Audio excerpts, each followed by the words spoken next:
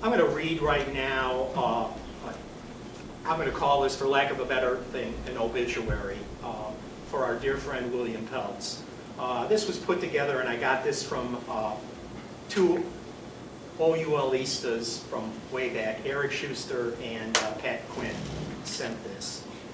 Bill Pelts, a well-known socialist activist and prolific scholar in the field of European and comparative labor history, died at the age of 66 in Chicago on Sunday, December 10th, 2017, last Sunday, following a heart attack. Bill was born into a working-class family on the south side of Chicago. After graduation from high school, he became a bus driver. But later, and this is Bill's humor in this, lowered, he said, my expectations, and I became an academic historian. An SDS member for a brief time before its demise, he joined the Chicago branch of the International Socialists, the IS, at the beginning of the 1970s, and soon became one of the best-known leaders of the left in Chicago. He was an early member of the Red Rose Collective, along with historians Mark Laus and David Rodiger, and later a longtime member of the New World Resource Center. Both were radical Chicago bookshops and important local organizing and information centers. And I might add, we miss them greatly. He helped organize Chicago's first Rock Against Racism concert and later joined Solidarity. Served as the International Secretary for the Socialist Party USA and was the Chicago Political Education Officer for the Democratic Socialists of America, of course, the DSA. Bill became a Chicago-based academic scholar and professor of history and political science, first at Roosevelt University, then DePaul University, where he was the director of social science programs and for the last 20 years a popular and award-winning faculty member at Elgin Community College. He received a history PhD from Northern Illinois University, where he studied with Marxist historians Meg and C.H. George, completing a dissertation on the German Revolution and the Spartacus Bund. He founded and led the Institute of Working Class History, co-founded the International Association for the Study of Strikes and Social Conflicts, and helped edit the Encyclopedia of the European Left. Bill also served on the board of the Illinois Labor History Society, which oversees the Haymarket Memorial and the Haymarket Martyrs Monument out in the cemetery in Forest Park. As a scholar, Bill produced many books and articles, including A People's History of Modern Europe, that was in 2016, Karl Marx, A World to Win in 2011, Against Capitalism, the European Left is on the March, 2007, The Spartacus Bund and the German Working Class Movement, 1989, these are the publication dates, and Wilhelm Liebknecht and German Social Democracy, A Documentary History, 2016. That's a book he, I believe, just completed. Also of note, Bill edited the Eugene V. Debs Reader, 2000, and then it was updated in 2007 with an introduction by Howard Zinn. For many years, Bill published film reviews in Film and History, an interdisciplinary journal of film and television studies. At the time of his death, A People's History of the German Revolution had been completed for Pluto Press. There I'm wrong. He also served on the editorial board for the complete works of Rosa Luxemburg and co-edited a forthcoming volume in that series. Generations of workers, students, and leftists in Chicago looked to Bill for inspiration, good humor, generous friendship, and political curiosity. The international academic community widely admired his commitment to the revolutionary principles, and in the milieu he was known as a careful, serious, and rigorous historian. He will be sorely missed. He's survived by his wife, Dr. Adrienne Butler, and as I was saying, people have been asking me what's going to happen now. They're planning on a January next month, January 2018 memorial, but I don't have any date to give you with regards to that. I just want to add a couple personal notes here. I met Bill, we were both undergraduate students at Roosevelt University back in 1970, so this was 47 years ago. I personally would have to say that, like, his loss to us here is immeasurable. I wouldn't be here right now if it wasn't for Bill, right here, right now, because Bill dragged me into OUL, which I'm grateful that he did that. Bill was a great guy. I mean, setting politics aside, he was a funny man, he was humorous, he never took himself too terribly seriously, which unfortunately I think a lot of people tend to do that are on our side of the fence, but that's neither here nor there. But I just want to say I've gotten, since this awful, his death, numerous emails. They're coming from all over the place. Many of them are from his current as well as former students, so I would not be at all surprised if they're doing something out at Elgin with regards to this. So I think I'm going to leave it at that and let Peter do the introduction for Paul. And if you guys want to say something when we get to the Q&A about that, above and beyond what we're talking about here today, feel free. You want to take it? Thanks.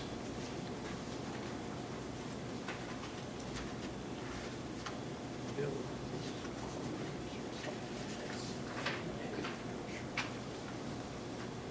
Thanks, Bob. Today's presenter is Paul Street, our traditional Christmas holiday December presenter. I always start by saying the same thing, which is it's always a party with Paul Street. And I mean that, I couldn't mean that more sincerely. Welcome back, Dr. Paul Street. The title of today's presentation is Trumped: How the United States Became a Banana Republic. I'll tell you a little bit about Dr. Street. He's an independent, radical, democratic policy researcher, journalist, historian, and speaker based in Iowa City, Iowa, and Chicago, Illinois. He's a regular political commentator who's been seen in numerous radio and television interviews. He's authored 7 books to date, and his essays, articles, reviews, and commentaries appeared in a wide variety of venues. I look forward to taking a minute to say something about Bill Pelts later myself. But without any further, I'm not going to tell you about what Paul's going to talk about. Instead, I'm just going to let Paul speak. Thank you.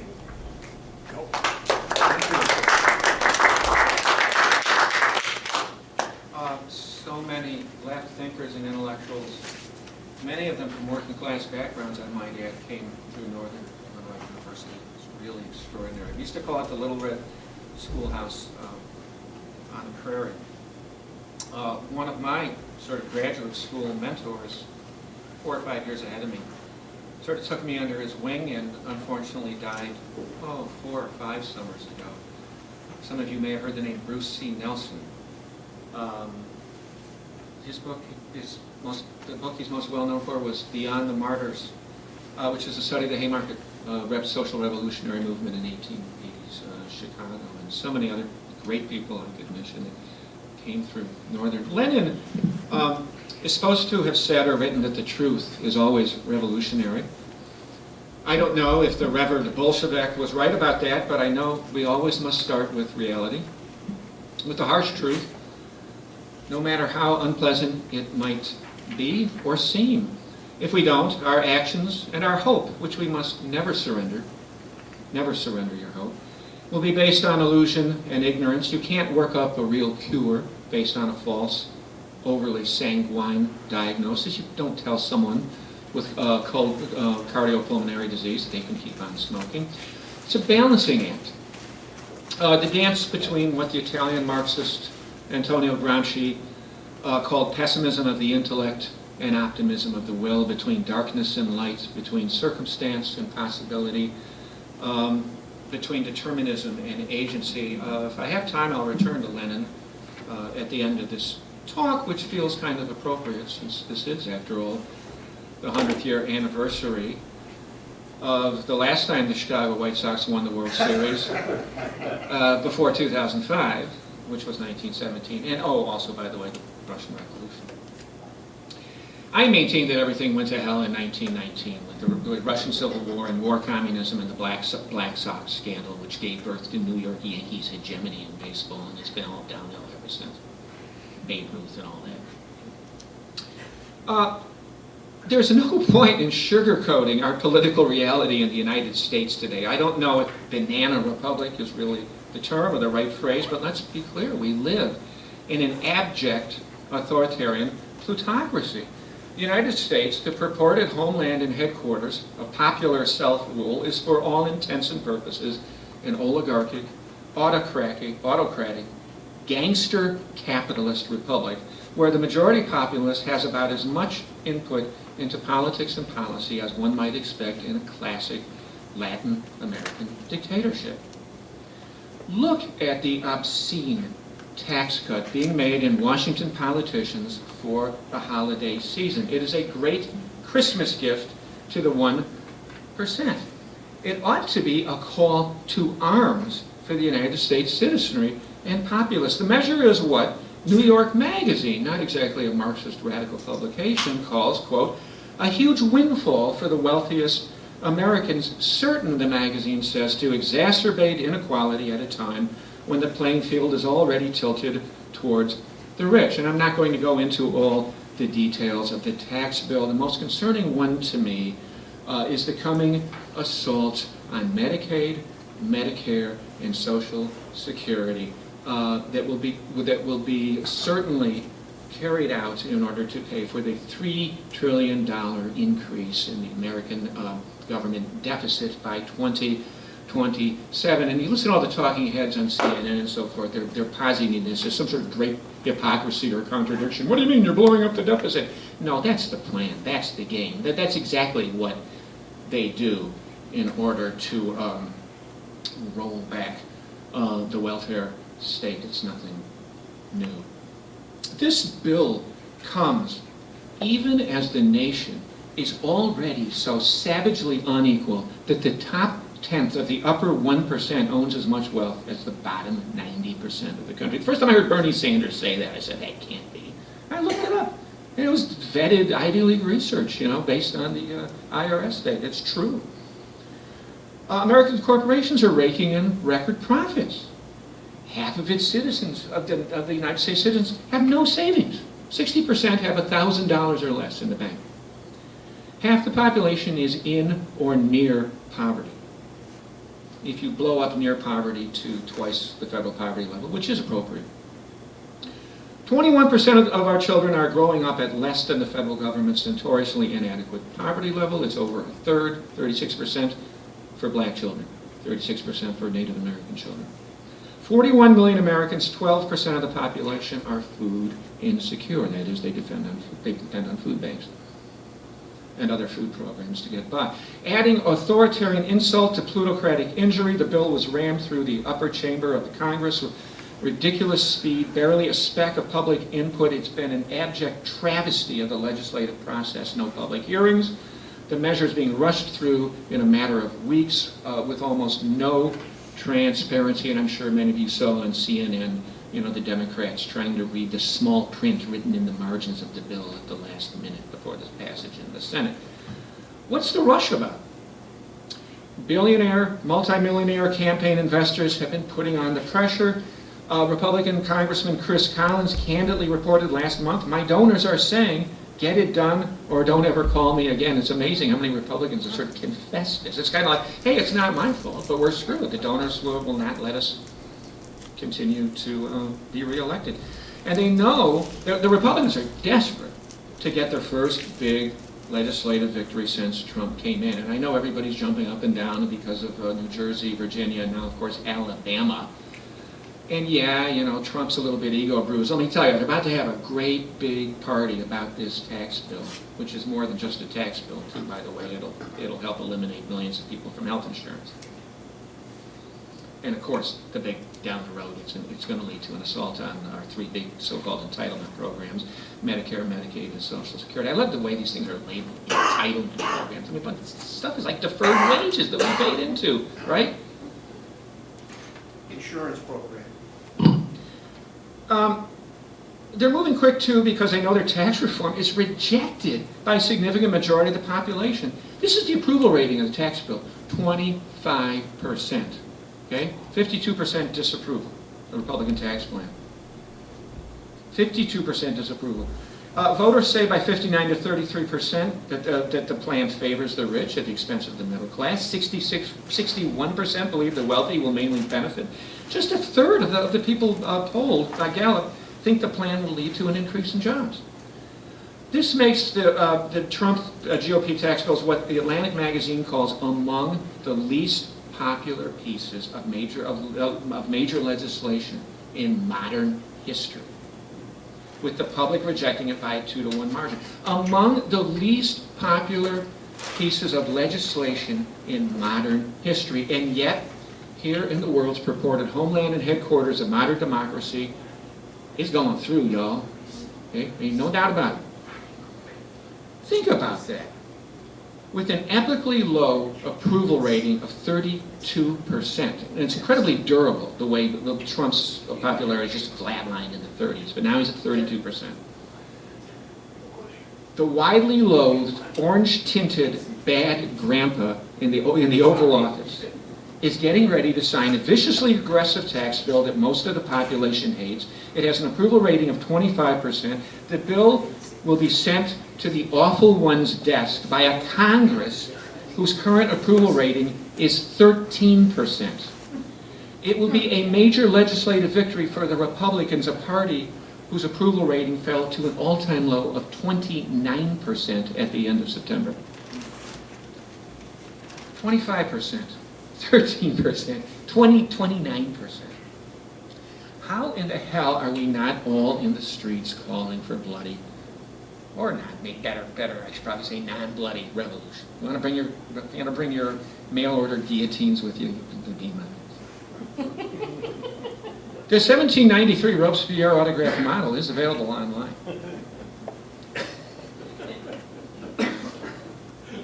But the tax bill is just one of many examples of a long-standing, if now practically hallucinogenic disconnect between public opinion and the reality of politics and policy. 60% of Americans are polled back the Federal Communications net neutrality rules, which mandated, at least they did until 2 days ago, that internet service providers treat all data on the internet as the same and not discriminate or charge differently by user, content, website, platform, application, method of communication. Just 17% of Americans opposed net neutrality. 17% opposed net neutrality. So what? Who cares? Comcast, Verizon, and AT&T want to deepen and expand their control of what we see and do online, along with their buddies in the NSA. They easily pressured a sympathetic, corporate-managed Federal Communications Commission to roll back net neutrality just 2 days ago. Oh, by the way, while you were Christmas shopping, or while you were celebrating the victory over the Alabama super freak, Roy Moore. 3 days before Trump's inauguration, I mean, who can't even go to a shopping mall in Alabama after he's been foiled in his attempt to reach the U.S. Senate. 3 days before Trump's inauguration, the left liberal magazine In These Times published an article titled "Progressives Are the New Silent Majority." This article by a guy named Theo Anderson reported that, quote, a broad consensus has emerged in the United States around progressive issues, which is nice. I'm glad to hear that.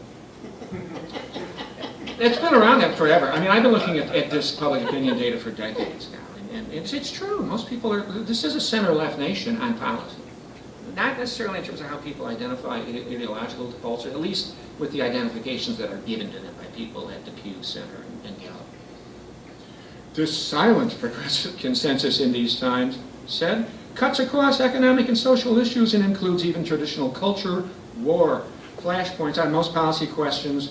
About 3/5 or more of the public prefers progressive positions. That's true, and I've seen that in the data forever. The nation's majority supports federally funded universal health insurance, Medicare for all, progressive taxation, the opposite of the tax bill, collective bargaining rights, the restoration of union organizing rights, campaign finance reform, public funding of elections, higher minimum wage, $15 an hour. Hey, try 20, right? You know, $20 an hour only. You know what you always do with minimum wage is multiply it by 2,000. That's 50 weeks of work and 40 hours a week. $20 an hour is just 40,000. That's below the basic minimum family budget for a family of 3 in Iowa City, Iowa, much less Chicago. Free childcare, free college tuition, legalized marijuana, abortion rights, LGBT rights, and last but not least, a shift from fossil fuels to renewable energy. Because actually most people would like to see the human race survive into the 22nd century. So what? Who cares? And don't take it from radicals like me, as the distinguished mainstream liberal political scientist, I say that like it's a bad word, excuse me, as the distinguished mainstream political scientist Benjamin Page, Northwestern, and Martin Gilens, Princeton, show in their important new book, Democracy in America, quote, the best evidence, and they have crunched all the numbers on public opinion data and policy changes in Washington, really since the Reagan era. The best evidence indicates that the wishes of ordinary Americans have little or no impact on the making of federal policy.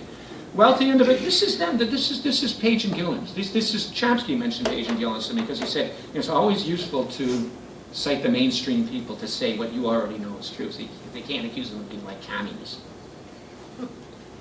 Wealthy individuals and organized interest groups, especially business corporations, gee, you sound like a communist there, buddy, folks, have much more political clout. The general public is powerless. Okay, they said virtually powerless. I went down the word virtually. General public is virtually powerless. Let's just say powerless. The will of majorities is thwarted by the affluent and the well-organized who block popular policy proposals and act special favor for themselves. Now, this is true regardless of which, Page and Gilens show, regardless of which of the two dominant political organizations. Notice I say political organizations, I'm not even sure they're parties anymore. Really, they're just sort of platforms for corporate fundraising and the advancement of candidates. But it doesn't matter which of the two dominant political organizations hold nominal power or what configuration of the two parties hold power in the executive and the legislative branches. It's no less true with an Obama or a Clinton in the White House than it is with a Bush or a Reagan or a Trump in the White House. It's been the case for 4+ decades by Page and Gilens' rigorous empirical account, and I suppose in significant degree because it's been the case for the last century. They just happen to crunch the data for the neoliberal era, since the late 70s and 80s. Now, contrary a little bit to the advertising this talk, I don't want to say too much about why America is a plutocracy. I've already written and said so much here and elsewhere on the democratic disconnect in this country that I don't know how much I have to add to it. The same goes for other authors and analysis. The bibliography on the topic of American oligarchy is endless. The list includes the Page and Gilens book I just mentioned, Charles Ferguson, Predator Nation, Josh Bivens' book, Failure by Design, Noam Chomsky's book, Failed States, George Domhoff's numerous classic studies, including Who Rules America, Daniel Lazar's forgotten book, Frozen Republic, How the Constitution is Paralyzing Democracy. Very important. The leftists don't talk enough about the Constitution and what a straitjacket it is, and that's where Lazar came in.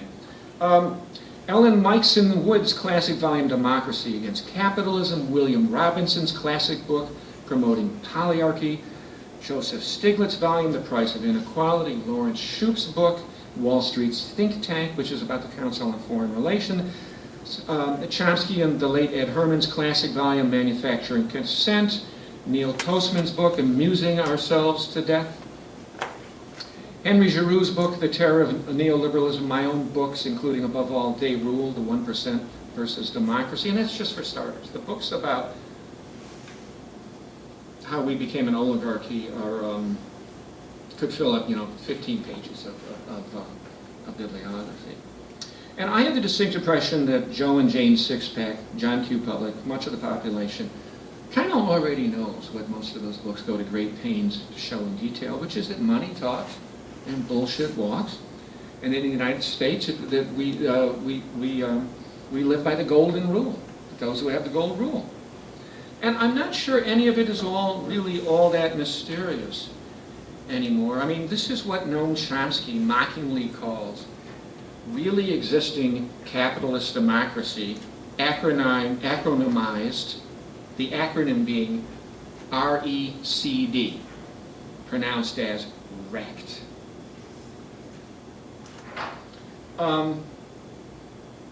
It was 86 years ago that the great American philosopher John Dewey observed that politics is the shadow cast on society by big business in the United States. Dewey prophesied that politics, American politics, would stay that way for as long as power resided in this is how he put it, in business for private profit, through private control of banking, land, and industry, reinforced by command of the press agents, and other means of publicity and propaganda.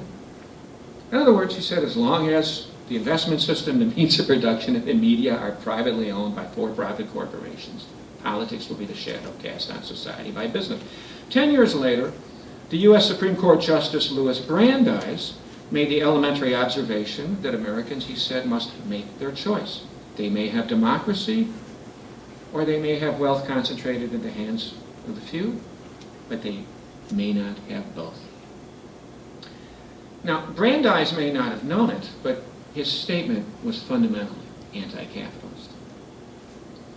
The definition of capitalism in my old copy of Webster's New 20th Century Dictionary notes that capitalism has, quote, been generally characterized by a tendency towards the concentration of wealth. And consistent with that dictionary definition, the brilliant, if liberal, French economist Thomas Piketty has shown that capitalism has always been pulled inexorably, gravity-like, towards the concentration of wealth into fewer and fewer hands. Now, in the U.S., as across the Western world, the tendency was briefly and partially reversed by the Great Depression and World War II, producing and giving birth to the long, middle-class, expanding golden age of 1945 to 1973, when inequality actually did decline for what they call in France the 30 glorious years. But that was the anomalous era in the history of capitalism, a consequence of epic economic meltdown, the Great Depression, and of two incredibly murderous mass global wars which destroyed an enormous quantity of fixed capital.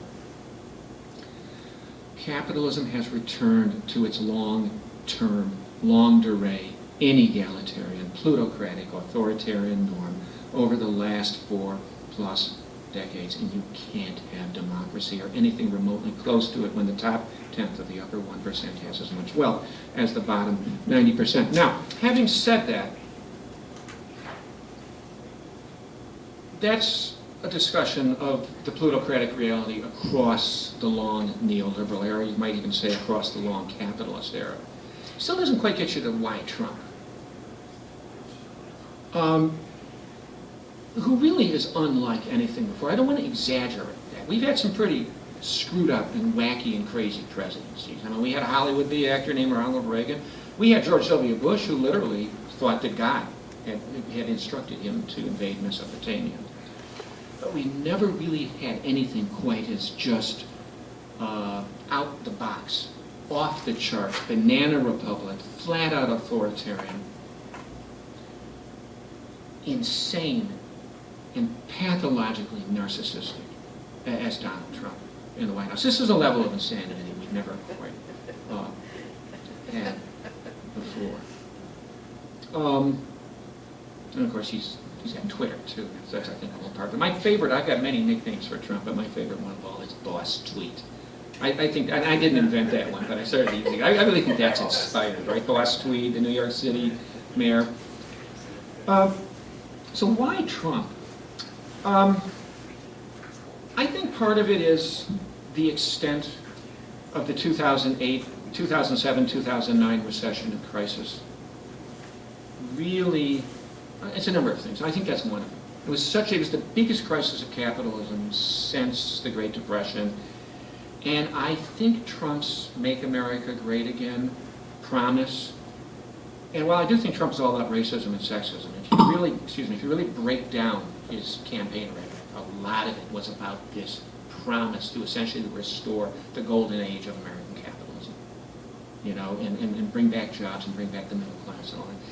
And I think that resonated more. That's the kind of thing politicians will oftentimes say, but he said it in a very catchy and virulent kind of way, in a way that really resonated in the wake of that crisis. I think that the recession and the long nothingness of neoliberalism discredited establishment candidates of the two major parties in ways that really made 2016 likely to be an outsider election. I think it created the Bernie Sanders phenomenon. By the way, I think Bernie Sanders would have defeated Trump in a one-on-one. I mean, I really think the discrediting of the establishment, it was almost like an Agatha Christie murder, the Republican primaries. I mean, it was just one of them. Bush went down, then Rubio went down, and then, I don't even remember the names of all of them, right? Boom. They didn't have a chance because they were so establishment. They didn't have enough of a party structure as the Democrats had to squelch the Sanders thing. But Sanders, it's incredible. Sanders damn near pulled that off. It was really going to be Trump or Sanders. It wasn't going to be Hillary Clinton for the neoliberal establishment. It wasn't going to be Jeb Bush or Mark Rubin for the arch neoliberal Republican semi-theocratic establishment. So there was that. And this is where being an outsider, and you got to be careful about calling Trump an outsider because he's a freaking billionaire, right? But he is an outsider culturally, institutionally, educationally. He is not a product of the Council on Foreign Relations. He is unlike any president we've ever had. He just is not. He was not vetted by the normal socialization mechanisms of the ruling class. I mean, even George W. Bush, evangelical nutjob that he was, knew that he was kind of dumb. And he was a product of an East Coast establishment, and he let his daddy and Dick Cheney surround him by elite ruling class operatives. This guy really is a pathological narcissist. It's like, that's how narcissists work. You sort of, if you've ever been stalked by a narcissist, or if you've ever had a narcissist in your life, there's a disbelief that they take advantage of. But believe me about Trump. Believe Trump when he acts like a complete lunatic and an abject Latin American banana republic dictator. He probably really is. Whether he can pull it off or not in the end is an open question. He really is crazy in a very particular and pathological kind of way. But it was a moment for an outsider, this particular election. I think that partisan polarization, and polarization is very tricky because it's a big theme in social science and political science literature, and I've always hated it. What do you mean polarization? The two parties are both moving to the right, they're both incredibly capitalist. The polarization that matters to me as a Marxist, in terms of my analytical background, is that between the ruling class establishment and both of the political parties on one hand, and the rest of the population, right? The polarization between the 1% and their political system and the rest of it. But what they mean when they talk about polarization in the mainstream social science literature and in the media is between the Republicans and the Democrats. And that's also going on too. It actually turns out I've been reading about this lately, and I better be careful because it gets very detailed. But they're both going on at the same time. They're actually not contradictory. And right now, we are at a high point of black and white division, both within the political class and within the electorate, between Republicans and Democrats. And the reason I think that matters in the context of Trump is that it doesn't matter how freaking crazy he is. Once he won the primary, it doesn't matter. He can still have his voters. No matter how bad your candidate is, no matter how sociopathological, no matter how malignantly narcissistic, no matter how sexist, no matter how insane and vicious and childish and still at the level of a 3-year-old, right? He still isn't the other party's candidate, and you're still gonna vote for him. I don't think Trump could happen without that level of partisan polarization. I think that's critical. And I think something else is critical too that happened that helps explain Trump, which is that partisan polarization spilled over to and interacted with the constitutional checks and balance system, which is a joke, which is, I could go on and on about that, read Daniel Lazar's book, and it helped create a gridlock in Washington, D.C., particularly after Obamacare was passed, and particularly after the bailout of Obamacare, the bailout of Wall Street, the kind of gridlock that set in. Gridlock on a new scale in Washington. They just opened the door for a semi-charismatic outsider, so-called populist to come in and claim they're going to clean up the whole mess. We're going to blow it up. We're going to drain the swamp. Another part of Trump is how he gets to get in, despite the fact that he doesn't have the ruling class money backing him. That usually is a critical requirement to be a viable presidential candidate is he was able to self-finance because he himself was a billionaire. That's absolutely critical. He was able to self-finance. Bernie was able to get all these small contributions. Trump was able to self-finance, and he got all this damn free media, from this goddamn media, which Sanders would go out to Cedar Rapids and have a rally, and there'd be 20,000 people, and that was just worth as much press on CNN as a stupid tweet from Donald Trump, or an idiotic facial expression from Donald Trump. Got all this free media. From CNN, which regrets it now. The guy that runs CNN hates Trump and has been saying, have you watched CNN? I mean, it's nothing but, Trump's an idiot this way, Trump's an idiot that way, 24/7. But they created the Frankenstein to no small extent with the obsession with Trump.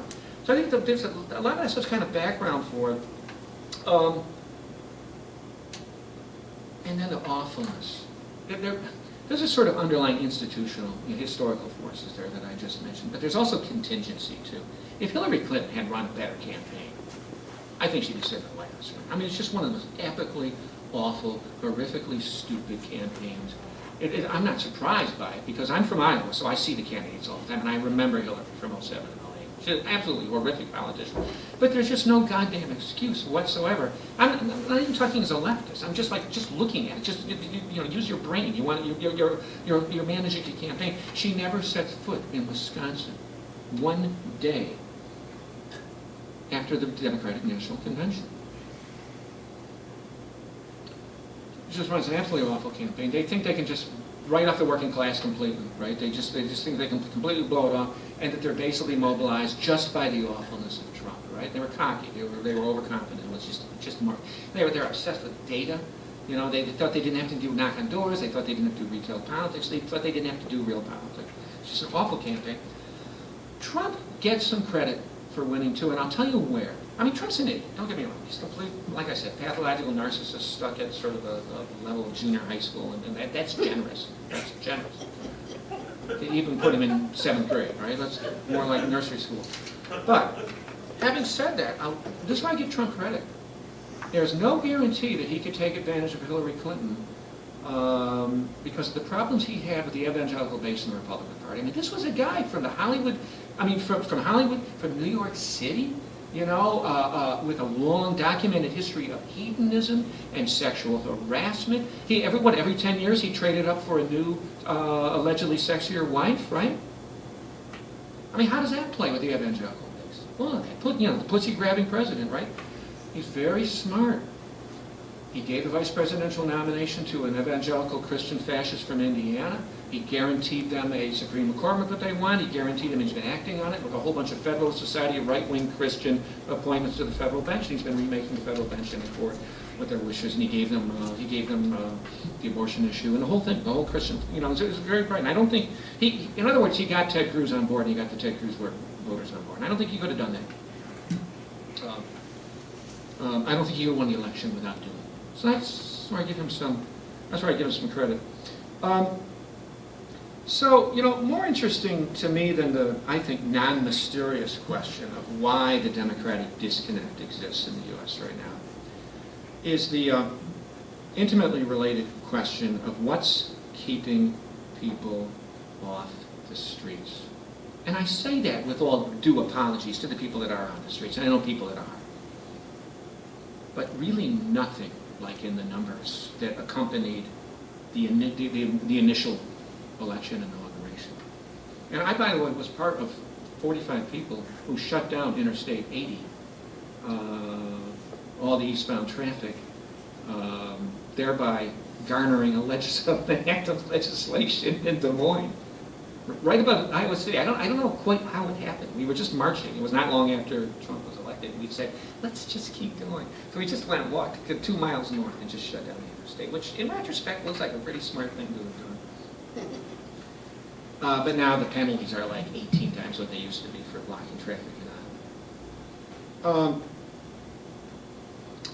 Now, don't get me wrong. It's great, it's wonderful, it's important and worth remembering. Like my fellow OULer. What did you call OUListas now? We have that. Okay. That's an old term.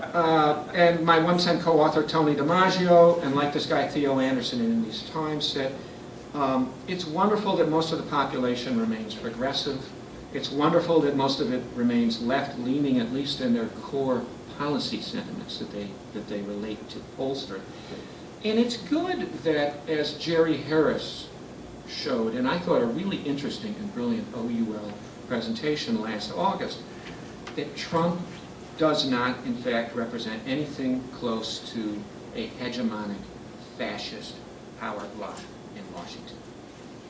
And that to some extent Trump has been subjected to restraints from bourgeois, liberal, and neoliberal forces in the legal system, in the corporate media, and the legal system. I already said the legal system. I'm glad we don't have a fascist power, but I think Jerry Harris was right about that. That's a great OUL talk. Listen to that. At least I liked the first half hour of it about all the different balancing acts that are going on in Washington under Trump. And we're not going to have fascism. That's not the model here. That's great. But what the hell good is a silent, progressive majority in the face of an autocracy of concentrated wealth and power? And while I agree with Harris and other smart left thinkers that fascism, and certainly classic European-style fascism, is not a real threat in the U.S., at least not yet, that could happen. That could happen after a terror attack and after an economic meltdown or some combination of both. It's important to remember that the U.S. has long developed its own lethal model of authoritarian and even totalitarian rule, a model distinct from both the red authoritarianism of the old Soviet Union and the brown authoritarianism of Nazi Germany and fascist Italy. The American model is what the late Princeton political scientist Sheldon Wolin called corporate managed democracy and inverted totalitarianism. I mean, the American ruling class is okay with police-state repression, sometimes even murderous police-state repression. But it doesn't need or want brown-shirted, jack-booted masses marching in the streets and saluting a charismatic dictator who is rallying the masses for ethnic purification and for the hyper-masculinist remaking of society and for permanent mass enlistment war. This nation's underlying interrelated dictatorships of money and empire mostly want the masses, I think, apolitical, privatized, distracted, divided, individualized, concerned primarily with personal and trivial pursuits. Angry white lower middle class Americans are expected, between the elections, are expected mainly to channel their violent impulses primarily into watching football and playing sadistic video games, not beating up liberals and leftists and fighting wars. Only a tiny percentage of the population is actually enlisted in the military now. And American white nationalism, I think, is contained by the broader hegemony of corporate globalization, for the most part, with obvious tension. The top U.S. office holders reach their positions through the time-worn, plutocratic machinations of money, media, public relations, and dollar-drenched major party politics, not by sending out paramilitary thugs to shoot, club, burn, and bomb civil society into submission. So if the U.S. today is fascist, it's fascism cooking on a low-flame, distant burner. I don't think the American power elite needs fascism, necessarily wants it, because under Wolin's model of sort of demobilized, inverted totalitarianism, the basic objectives of fascism, the defeat of unions and the working class, the degradation of democracy, the enforcement of hierarchy and savage inequality, racial subordination, the marginalization of the left, the militarization of society, permanent arms and war economy. Those objectives are achieved without the messiness and the obviousness of Nuremberg rallies and death squads, death camps, full-on ethnic cleansing, and without the brazen destruction of bourgeois legal and political forms. I mean, fascism, classic, real fascism, would be redundant here. The U.S. ruling class gets the same results with a different inverted model of authoritarian rule that makes an insistent, deceptive claim to be a great force for democracy, even for Enlightenment values and freedom at home and abroad. Though I did notice today that Trump has ordered the CDC that they can no longer include the phrase science-based or the phrase evidence-based in their publication on public health risks. So, what's keeping people off the streets, with all due respect for the people on the streets in the age of Trump? And I've got more things here. I think I would probably rather that we end up discussing this, because I sort of like to hear from folks here about that very topic. And as I was thinking about this topic, what's keeping people off the streets, I noticed I was going through my list. I have a ridiculous number of things here about that, and maybe we'll discuss some of them. There's a distinction I would make between the kinds of things that are keeping folks quiescent and passive and demobilized and all of that. Not all of them. I mean, I feel terrible saying that, because I know wonderful people like Vincent and Andy and all kinds of folks who are always doing a whole bunch of really good stuff, and I try to do stuff too. I got real wrapped up in Dakota Access Pipeline stuff in Iowa, mostly last year, a little bit this year.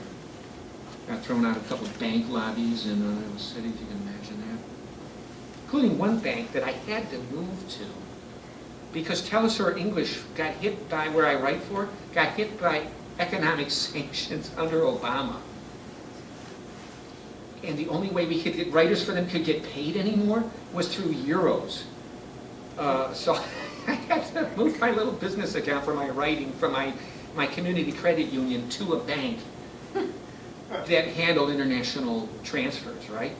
And it was hilarious, because the day after I had just made friends with the guy to get my new little account at U.S. Bank, I was in his lobby getting kicked out of it because we were protesting their massive funding of the Dakota Access Pipeline. We're casing the joint. Yeah, exactly. That's the only reason I was there in the first place. So there's a lot of these factors. Maybe I'll mention a few of them. Maybe I'll just mention the names of them. That are across the whole era, and then I think there's some that are now specific to the Trump era. I think there's some that are, particularly the Trump era. Go ahead. I'll go ahead and mention some. And then I don't want to be too depressing. That's the problem with intellectuals. Sometimes you get too depressing. Pessimism of the intellect, optimism of the will. Except pessimism of the intellect, equaled like 95% of your presentation, and optimism of the will. So sort of my main problem with Chomsky. Anyways, I always figured, here's a guy. Just a prominent, left intellectual who anywhere he goes, there'll be, like Iowa City in 06, there'll be a crowd. I mean, you could put 10,000 people. I mean, could you give 10 minutes of your hour and a half to, like, what is to be done, right? So I do want to have some optimistic things to say. That's one reason I want to cut this list short. I keep hitting this thing. This is my frustration in the Trump era. I smack into my microphone. And then say a few things about maybe what we ought to do. Fear. In the category of across the whole era, I mean, fear. I'm going to tell you a fear that's very underestimated.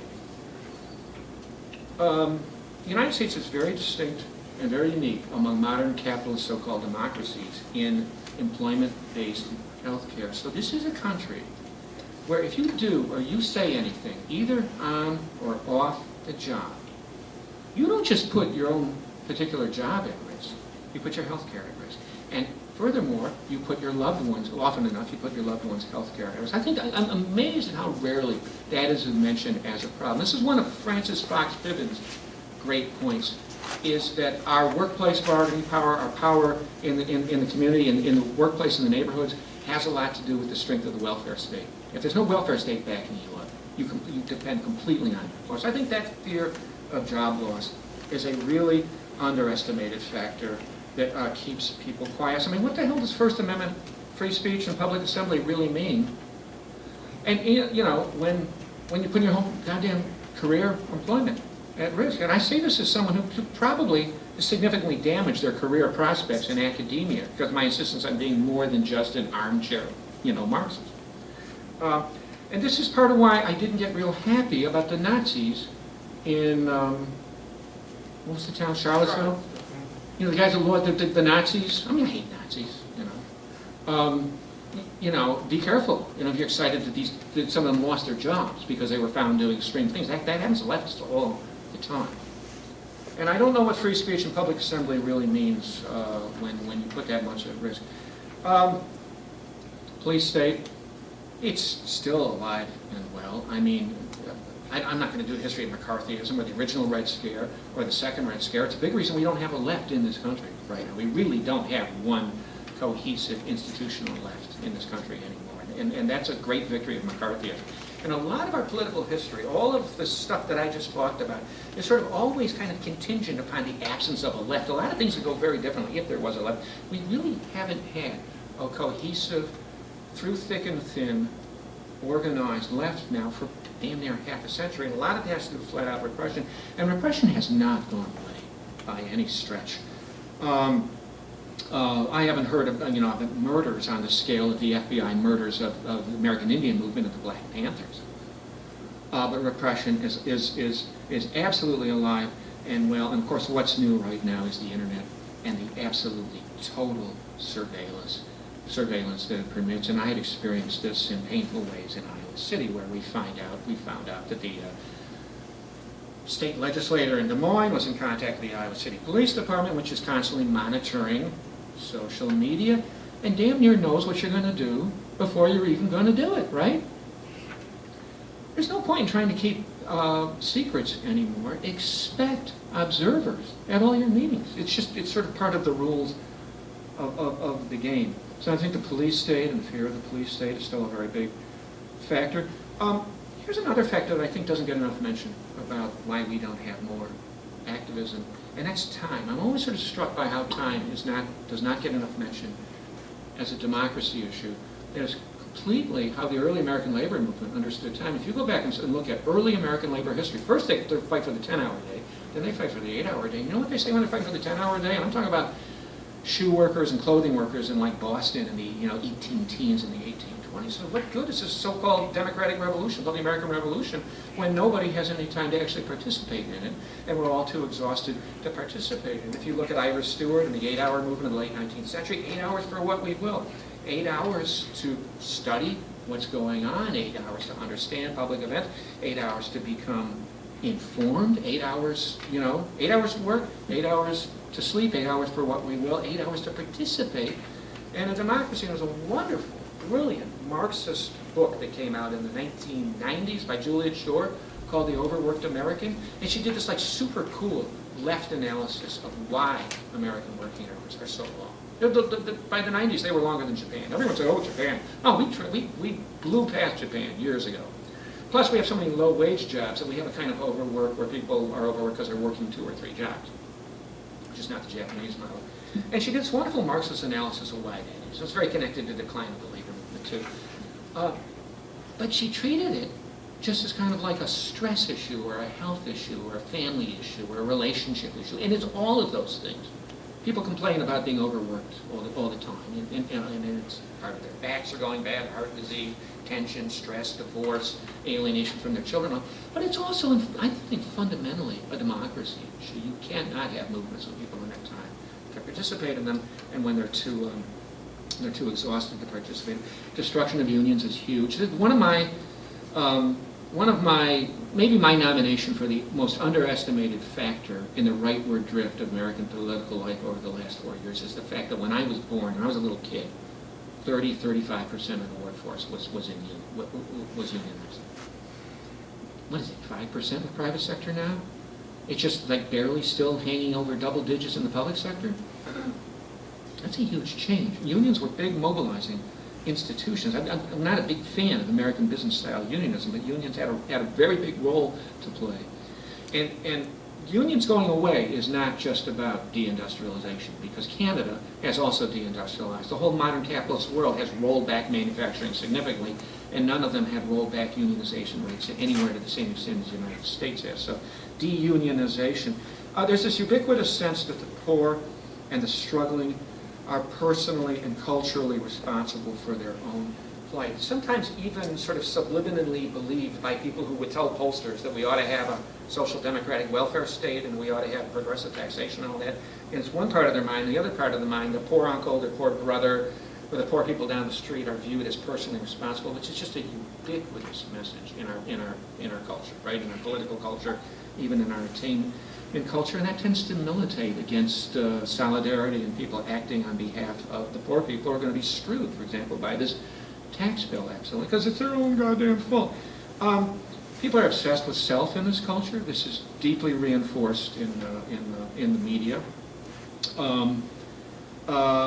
We have to rely on ourselves to a very significant extent. But at a certain point, there's this perverse transcendence of that being a necessity, right? I mean, I have to learn how to handle my personal, finances. I have absolutely no choice. I mean, I'm just horrible with money, right? And right now, as I speak, I'm in the middle of a book about how to do something so that I can actually have a pension, for the rest of my life. But at a certain point, for much of the population, that necessity gets turned into a virtue. It just almost becomes like an ideology. You almost become hostile to the notion of caring about anyone, except yourself. And if you want to see a wonderful example of this ideology, there was this horrible corporate personal fable that came out in the 1980s. Have anyone ever read that book, Who Moved My Cheese? And it became this thing that psychotherapists started. It emerged out of the corporate sector, and it just became this thing that personal psychotherapists started giving clients. And it's the whole stupid anthropomorphized moral fable in Who Moved My Cheese, that there's these two sets of mice people who are dysfunctional and stupid because they get angry because their cheese stations have been taken away. Which is like this transparent metaphor for deindustrialization and deunionization and all the good jobs going away. And they're just idiots and they're stupid and they die and they fade away and they don't. And then there's the good, smart people, mice people, who realize that you really shouldn't worry about stuff like that and think about stuff like that. That's entitlement and that's a concern with social justice that doesn't mean anything. And they just start sniffing. Literally, they just start sniffing and they run back out into the maze. And the maze is the metaphor in the pamphlet for the marketplace. And they just find new opportunity and they find new cheese. And then they're happy. They give up their concerns of social justice and entitlement and blah, blah, blah. I always say, how about the next book, who poisoned my cheese, right? Who polluted my cheese? There's an obsession with self and self-help. There's an indifference to others that's just ubiquitous in the culture. This is in the popular culture. It's just extraordinary. The way people have become idealistic. I'm talking about like the part of corporate media that Chomsky doesn't look at. So he's always looking at the news, right? Watch the movies and watch the sitcoms and watch the Law and Order show.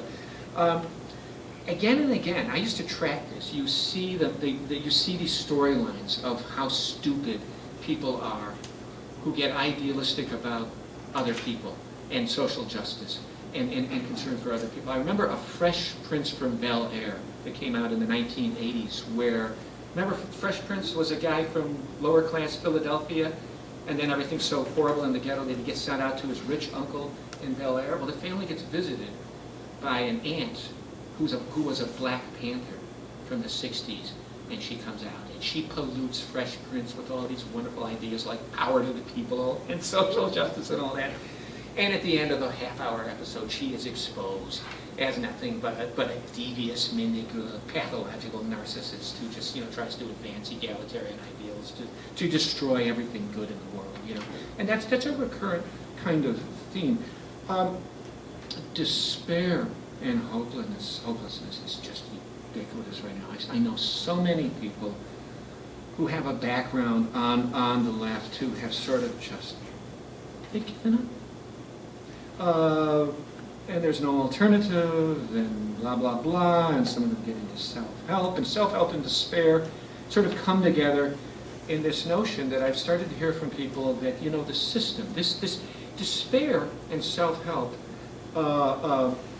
link up with the 12-step culture in fascinating kinds of ways. I know people who've been through the addiction process, and they've been left.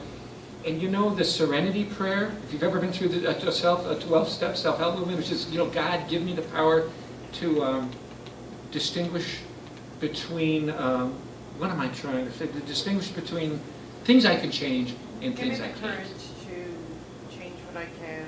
The courage to change what I can, and the common sense. The serenity to accept things I cannot change, and the wisdom to Well, know I the find difference. more and more with my generation that, capitalism and imperialism, social structures and system have gone into the category of the things that it's functional to even focus on at all, because it's beyond your sphere of influence. You talk about hegemony for a ruling class system. People have taken social, the struggle for social justice and put it in that category. And there's a lot of that. That's just something that keeps people going.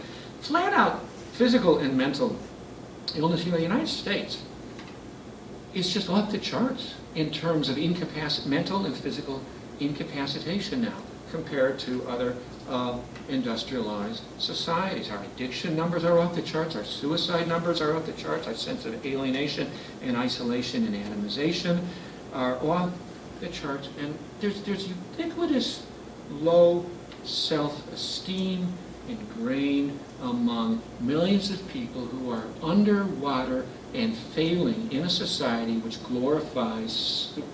glorifies success as a result of personal hard work and moral decency, right? Narrowly defined success. Narrowly defined success. And if you're not succeeding, the ideology is very strong that you must not be good enough. And if you're not good enough, loving oneself and caring for oneself is in many ways a prerequisite to caring for other people. This is one of the elementary truths that I've gotten over the years out of Buddhism. And people who are so torn up about their own sense of self are not good candidates to participate in broad-based social movements for a better world. And there's a lot of physical illness that's incapacitating people right now because we don't have a good healthcare system, and poor people are too afraid to spend the money to get the checkups, and they're in all kinds of physical trouble. And I know so many people who really, even before their time, before they ought to be considered too old to go to a march or a demonstration or participate in a movement, that now feel that they are. There's a lot of blaming of globalization. That's a very big factor. I hear that a lot. The truth of the matter is it isn't just globalization that's costing people their jobs and their money. Other societies handle globalization very, very differently than the United States does. They have all kinds of different kinds of institutions in place to protect people against it. Segregation is a very big factor to keeping people out of the streets because it takes the worst victims of this system and renders them invisible.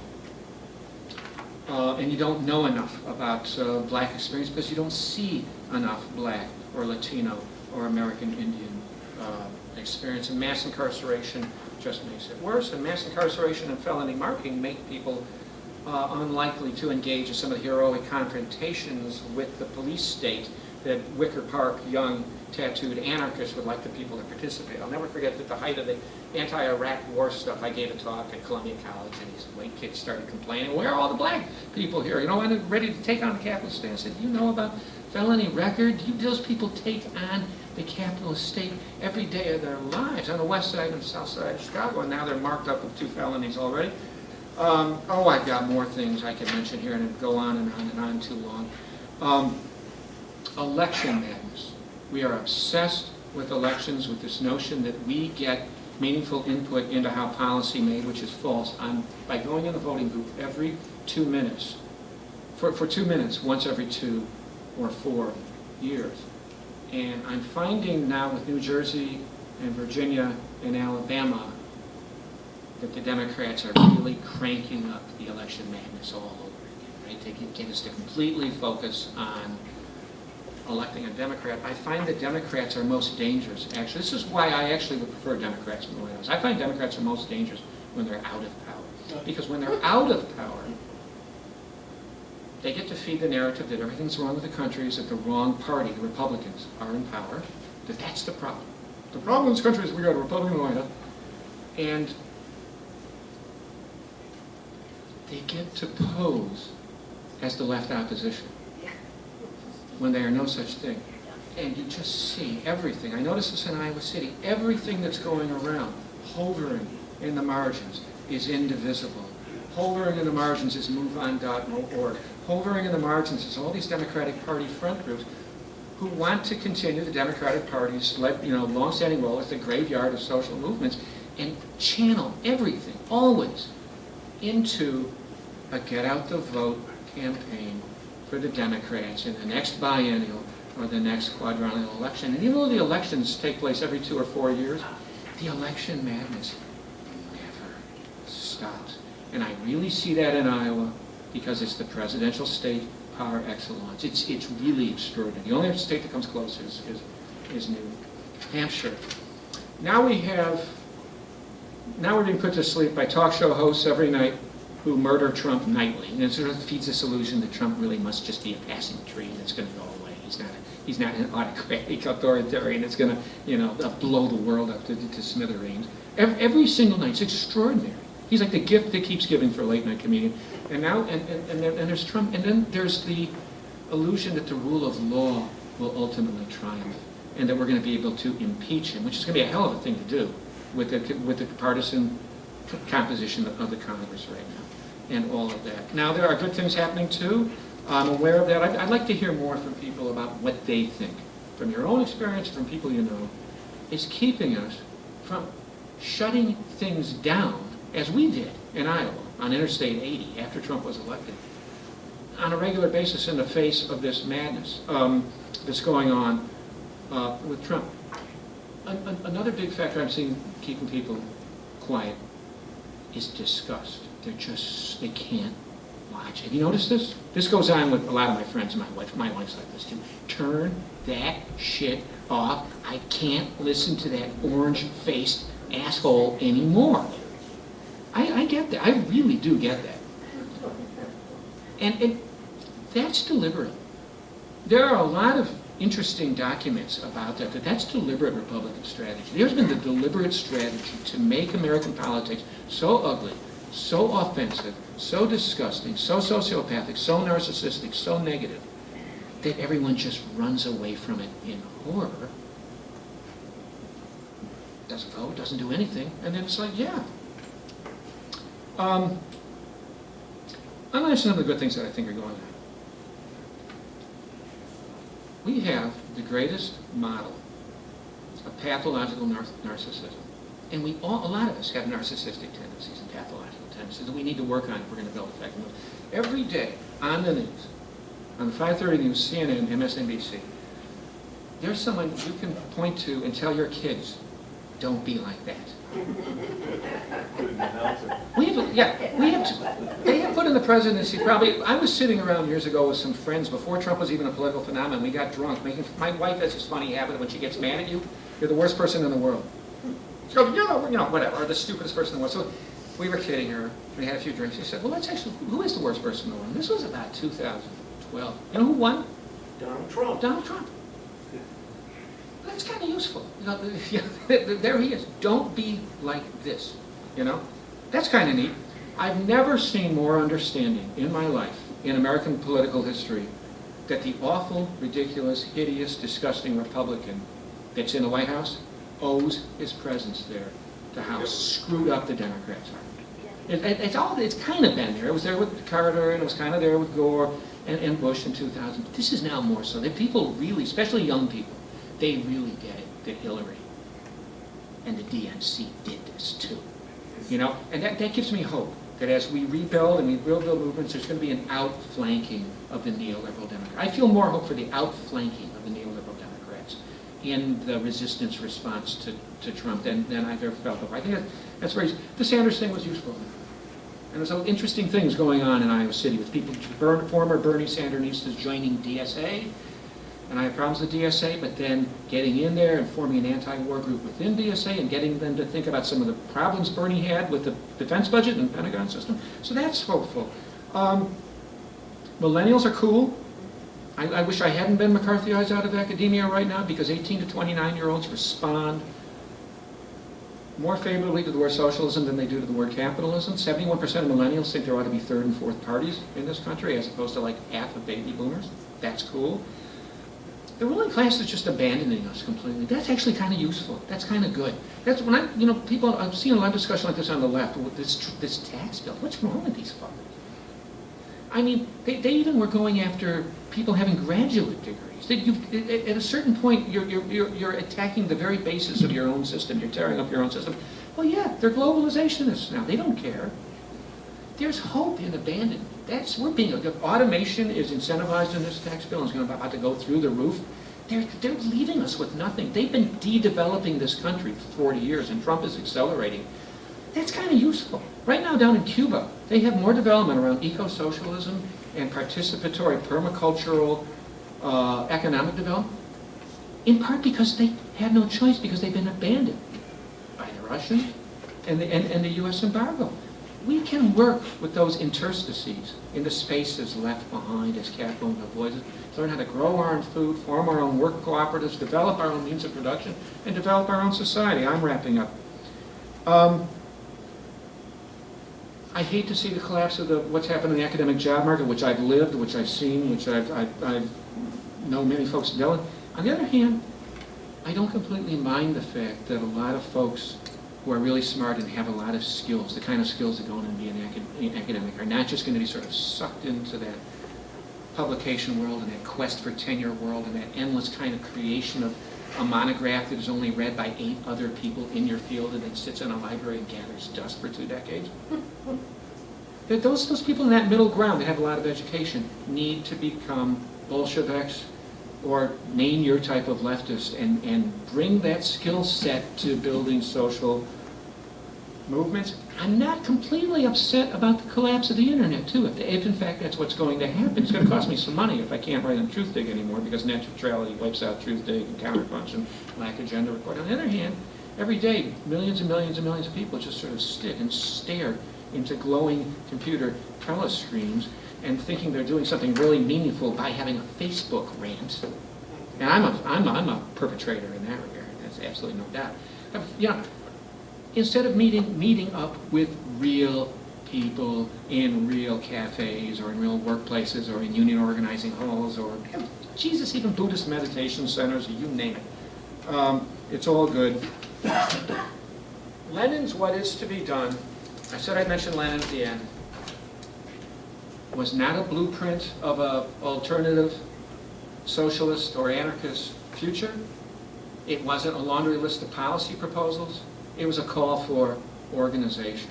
That's the main deficit I personally see on the left in the United States right now. We have the full panoply of progressive reform policy proposals. I've got single payer right at the top of that. So many things would flow from single payer if we get that through.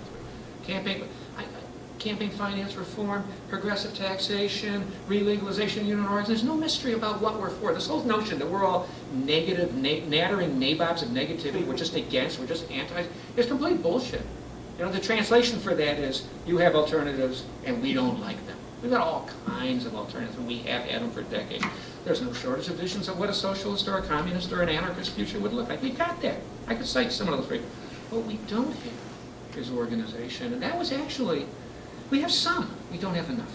And that is actually, interestingly enough, and you don't have to be a Leninist, necessarily, to get that point. That's the main missing ingredient right now.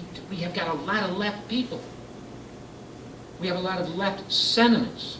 We have a lot of left policy ideas. We have a lot of left vision.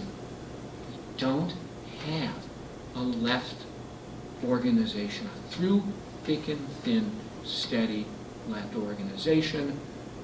And that's become a matter of life and death. Istvan Metsaros, 13 years ago, thinking of the environmental crisis. The uncomfortable truth is that if there is no future for a radical mass movement in their time, there can be no future for humanity itself. It's a stark statement. Look at California right now. Look at the pace the Antarctic is on for disappearance by 2050. I'm telling young people now don't even have kids. What are you thinking about? It's a mistake. What a horrible thing to have to say.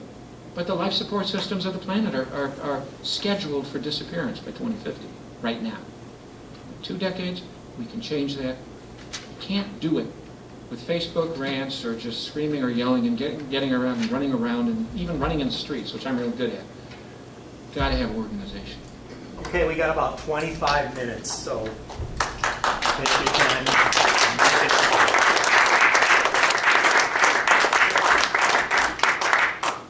Lenin didn't like democracy and voting. And I got good news and bad news about the last election. The bad news is that Trump won. The good news is we're not going to have to go through any more elections like that. But the more... What do you mean we're not going to go through any more elections? Trump is going to make sure that the popular sovereignty is ended. this is a joke. This goes along with Lenin not liking democracy. I'm beginning for the first time in my life to understand where he might have been coming from. I would not rule out entirely the possibility of Trump making an effort to cancel the 2020 elections. Well, then it's With the false pretext of illegal immigrant voters, this whole thing. whatever. Yeah, And then that's a possibility. Then our democracy hangs in whether the military will march on the White House to take it away from them, which they want.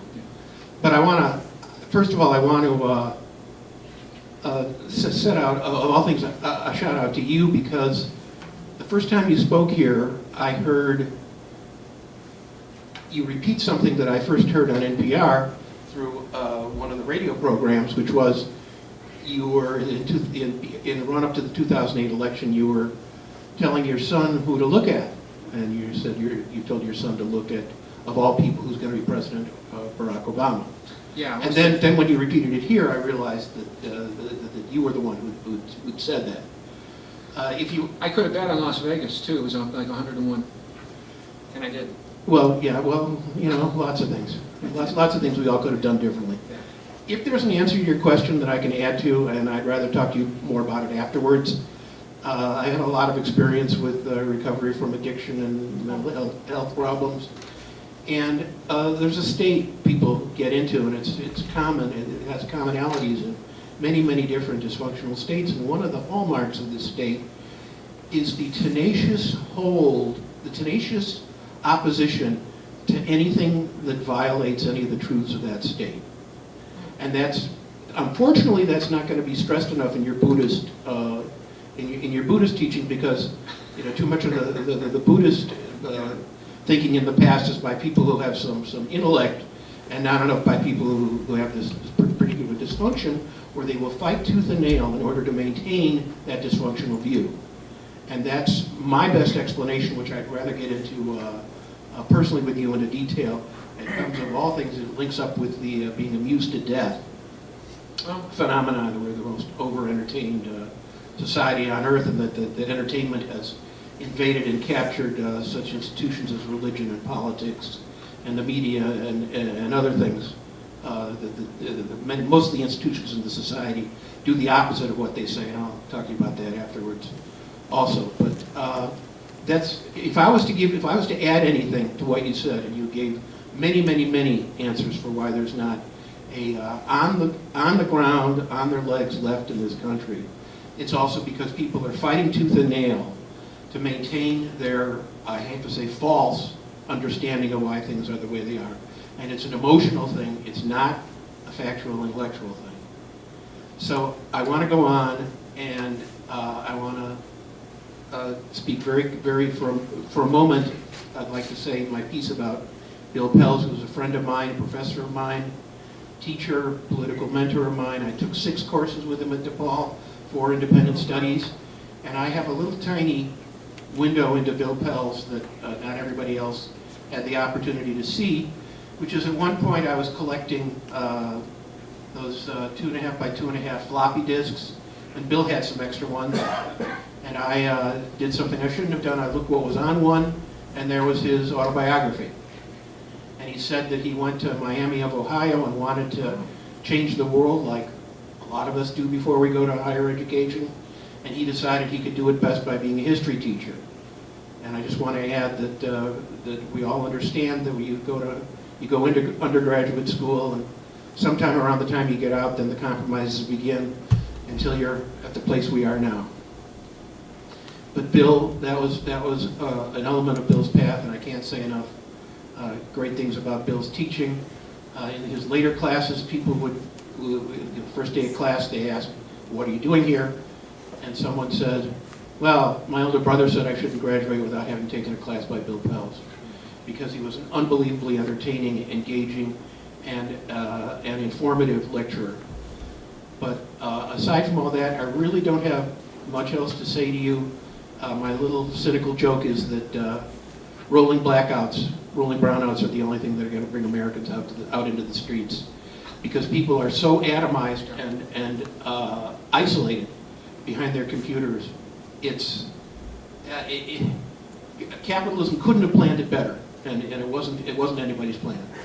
So I'd like to ask a question, but I'm all out of questions. I would like to hear there's one last shout out for you, which is you recommended the movie They Live. Yeah. And you even cribbed part of it for the title of your most recent book.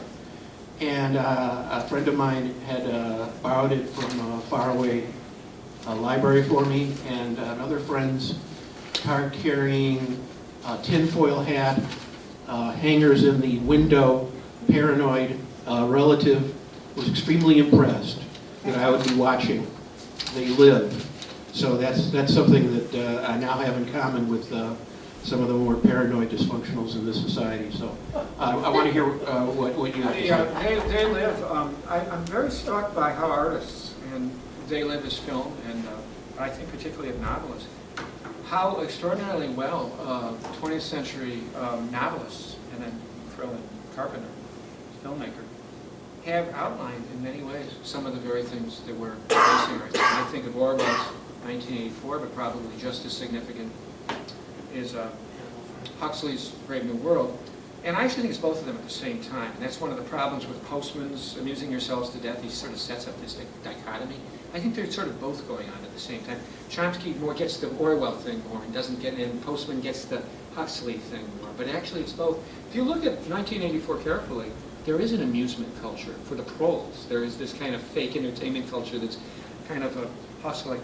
Fahrenheit 451 by Ray Bradbury envisions a police state, and there's this kind of interactive wall screen thing that goes on that reminds me of Facebook, the way people sort of leap out and start participating in a soap opera with one another in very scary kind of ways. So Fahrenheit 451.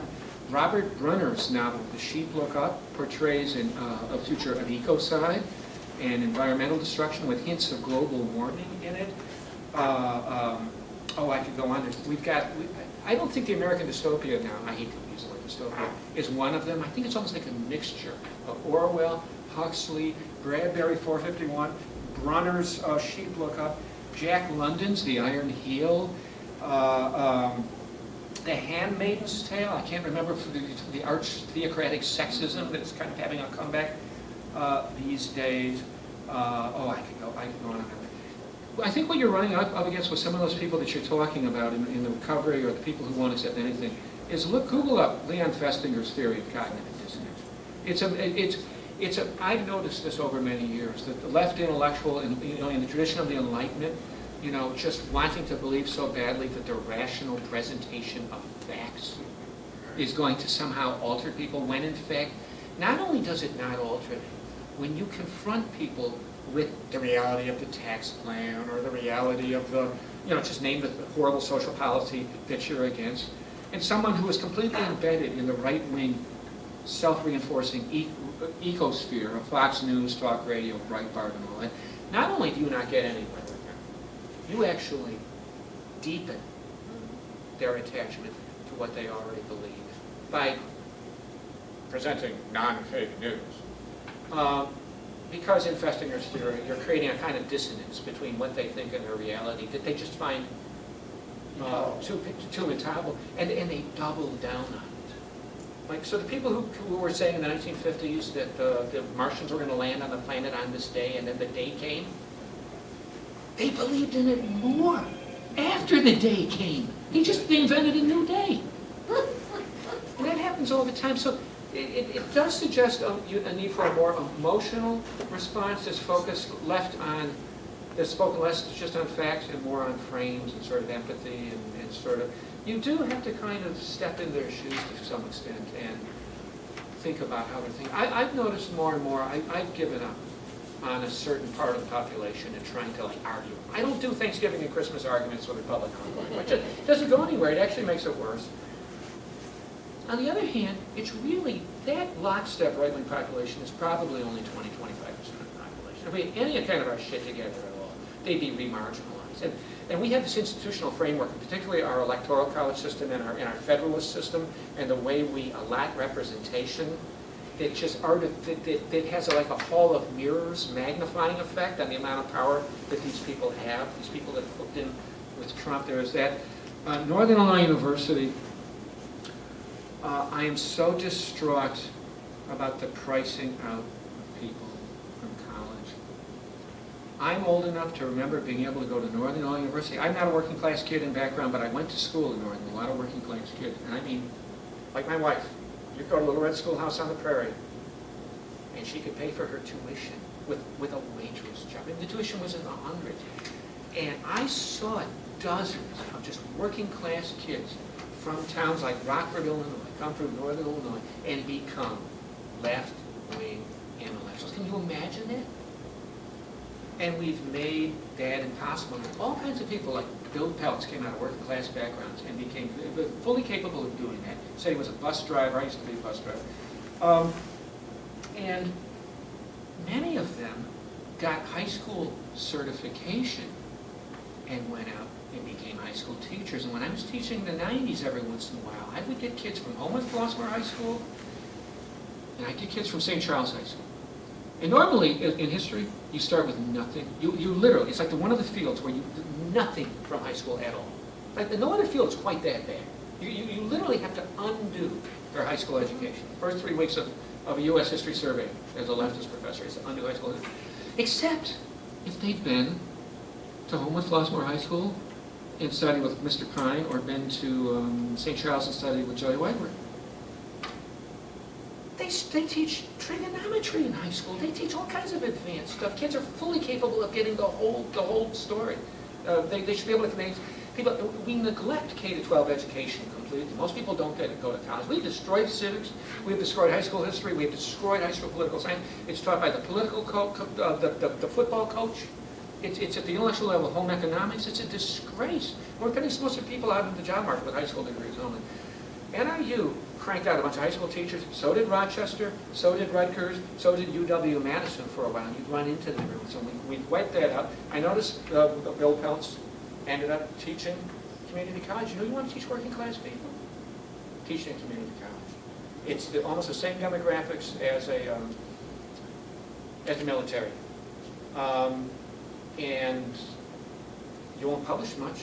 So it sounds like Bill did, and that's just really, I mean, that takes, Tony DiMaggio, by the way, did the same thing, teaching in community college. You gotta be superhuman to like be publishing books and publishing articles, teaching community college, because you gotta teach 6 courses a semester, 5, 6 a semester. But we've got to let working class people go to college again and get exposed to some of these ideas, or else make K-12 education get leftists into that. I'm sorry for that long-winded answer.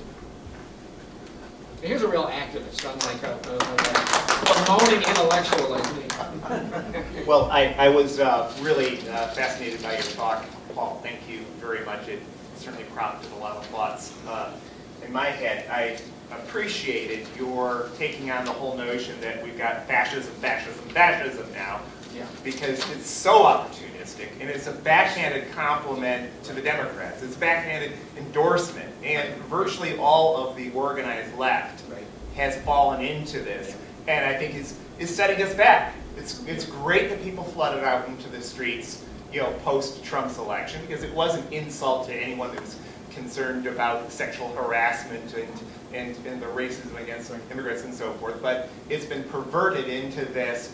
We've got this unassailable power in the White House. It's like, have these people never done any history of what fascism actually meant, let alone a garden variety Latin American dictatorship? Right. It wasn't even fascist. I mean, our rulers have got so much control through the media and all the different mechanisms you talk about. They don't need some Bavarian or Austrian corporal to run things. And this is part of their irritation with Trump. This is why, to the extent that he's been reined in, they have.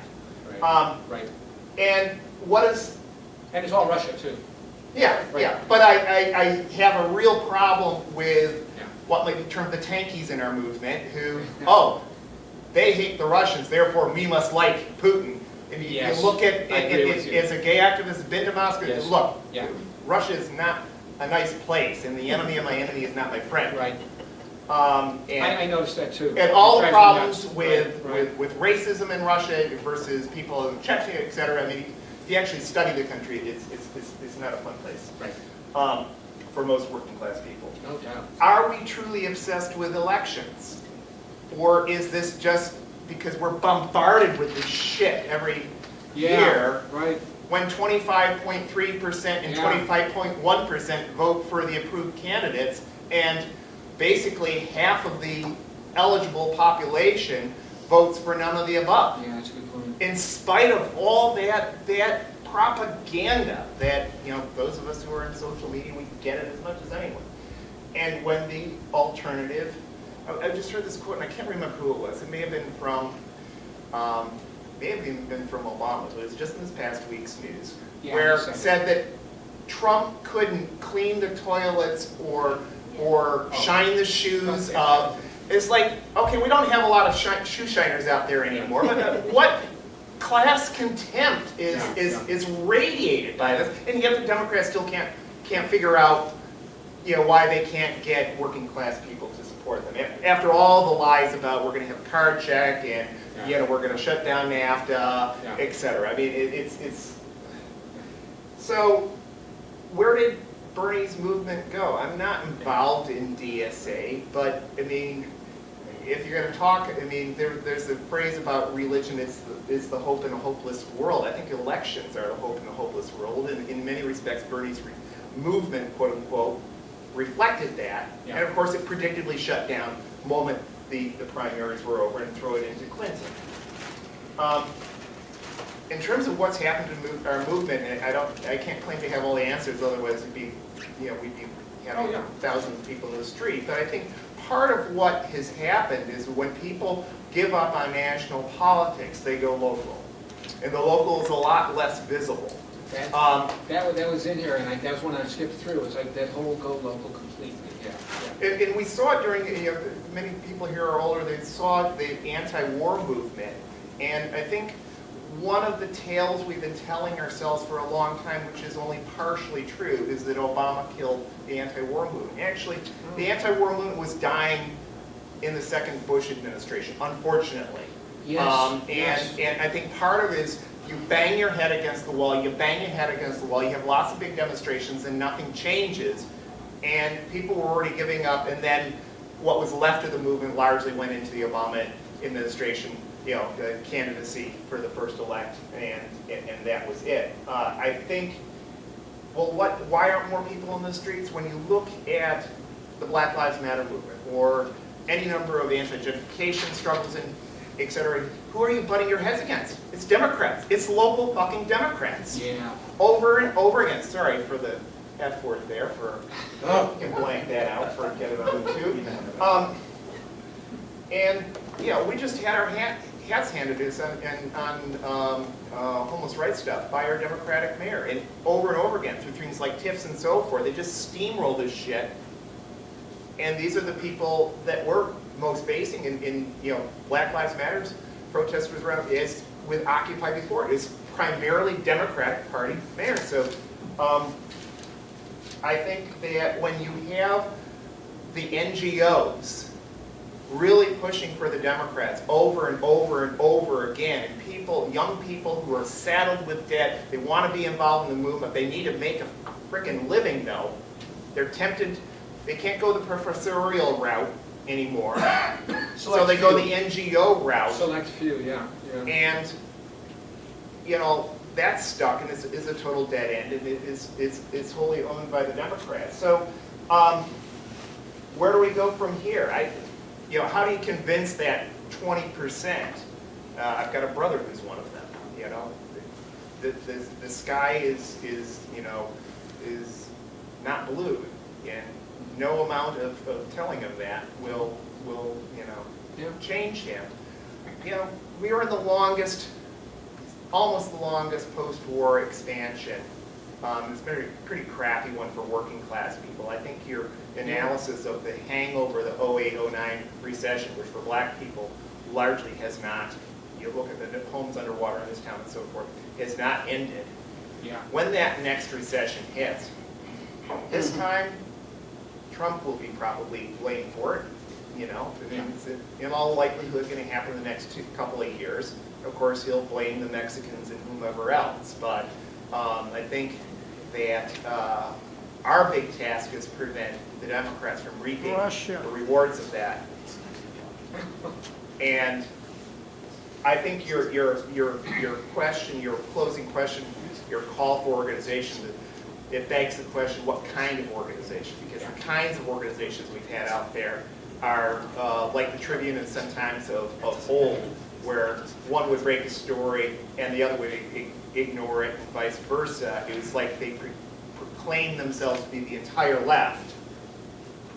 And it's really about turf battles. It's not about building movements. It's about building your own organizations. And if the movement suffers as a result, so be it. So we need a different kind of organization. I don't have the answers about what kind of organization, but I would like to pose that question to you. Yeah, I agree with that a great deal. I wanted to, you really triggered some thoughts here when you were talking about fascism and history. And one of my factors in what's messing us up is how weak our historical education is in this country and how little history we have. And, you know, if we had more people reading People's History of the United States by Howard Zinn in high school, like they do, or did at home at Flossmoor, or like they did at St. Charles High School when Joy Weger was there, they would know damn well that people didn't just wait around for the election of 1864 to fight against slavery, right? That there was actually, you know, that there's social movements. People didn't just wait for the presidential election of 1940 in the Flint sit-down strikes in 19th. That whole history of direct action and social movements beneath and between and beyond electoral extravaganza is something people would know. They had more positive lessons about how social movements function, how the civil rights movement was formed and all of that. They'd also have more negative lessons. It's really chilling. How little people know could even identify what fascism is really, really chilling. I don't think Trump was a fascist. I don't think we have an emergent hegemonic fascist power block in Washington right now. I agree with Jerry Harris, but there was enough that resonates with the history of the authoritarian right in the West to send a chill down our spines during this last election cycle. And the notion that people have no idea, who couldn't give you the slightest goddamn idea what fascism was because they've never been taught it. I mean, they made sure in Europe to make sure people, I think, get an understanding of that to some extent in their primary school education. We have absolutely nothing. So history really, really matters. People not having history, people being amnesiac is a real problem. I think you're absolutely right, where when half the population doesn't vote in the elections, maybe we're not as obsessed with elections. But what I find is that electoralists come in and take over movements all the time. And Bernie had all this language about movements as opposed to candidates and elections, but it seemed to be the way he said it, it was predicated on, after I get elected, then I need movements to be there to push me further to the left and keep things going. And Noam Chomsky didn't really want to admit in an interaction I had with him, but he got sort of on board with the Sanders thing more than I expected him to, even though he had these kind of interviews saying he's going to shut everything down and turn it all into electoral politics. Well, that's what he did. I've seen very little in Iowa City left over from the Sanders thing, except that 25 or 30 kids are rumored to be going and having DSA meetings where they watch videos or something. I mean, that's it. People are trapped in these blue bubbles, and this has to do with federalism and the whole geographic structure of American politics, and it's hard to know what to do in Iowa City. I don't want to step on other people are going to want to ask questions. Maybe I better cut my answer. We really only have time for one more question. Well, let's see if we can get a couple in. What do you got, till the 30?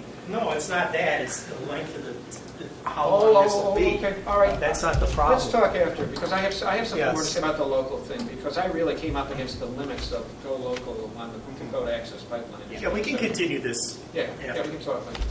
Okay, I just want to add. Go to the microphone. Is that fine? Talk into it. There you go. You're good. Is that good? Yeah, you're good. Okay. So I just want to continue your thought about, it's not about reason or logic. The facts are out there. People are, they like left policies, Yeah. right? The question is, like, how do we build a movement? And I just want to give some personal experiences that I joined the Communist Workers' Party in 1983, and the party had 6 people in its mind. Yeah, the first thing you have to do is to learn to speak into the microphone. Okay. Otherwise, He's don't got hear it, Frank. Okay. There you go. We can hear you Yeah, now. we can Stay hear on you. top of the microphone. Be This distance. That's fine. Okay. All right. So the Communist Workers' Party started off with 6 people in the state of Ohio in 1983. And when I first joined, I go, what kind of Mickey Mouse organization is this? But the thing is that party went from 6 people to over 100 people in 1 year. And the reason why is that we are like unequivocally against Reagan, because we saw that Reagan was rolling back the New Deal, and you know what, politics is not complicated. You know, it's the same scams that have been going on for 100 years now. You roll back the New Deal, you get an oligarchy, right? Well, things that we collected all the left-leaning people in Columbus, Ohio, and we had 100 people calling themselves communists, right? And you know, that's the things that we need a physical presence. And you know, things have gotten so dire. I'm thinking of just like printing off leaflets and going off to the red line stop and saying, hey, do you like socialism or like socialist ideas? Come meet in the field house and let's just talk about socialist ideals. Something we need. People are not just rational, like computers. We're also primates. Emotions count, and we need the physical presence for our mental health, just so we can agitate and like blow off steam and keep ourselves sane, and then say, what are we going to do now? It's like I think we should have a citywide referendum to reclaim all the parking meters. Listen, something. The best thing I'll say about the old Soviet Communist Party had a lot of problems because it was as weak as it was. It took too much direction from Moscow, but it was there. There was an institution there. People knew where they could go. There were Reds. They were sitting in an office. This is a wrap-up now. Yeah, they had a mimeographic machine and they had telephones. Yeah. Did she want to say something? Go ahead. I was She's gonna curious talk if later. you had any insight from Donna Brazil talking about her new book. Well, Donna Brazil, she is playing the game there. I thought that she went to, she's trying to position herself for the new post-Hillary Clinton DNC. But there was a kind of useful revelation in that book about the fact that the Democratic Party essentially had handed itself over lock, stock, and barrel in terms of their funding and their programs to the Clinton campaign as early as August 2015, and that's just not the standard operating procedure when you're supposedly having multiple people competing for the presidential nomination. And I'm sure she pissed off Hillary and pissed off Clinton, but a lot of the other stuff, I think she's just kind of positioning herself and trying to pretend she's something she isn't, so there you go. That's going to be the final.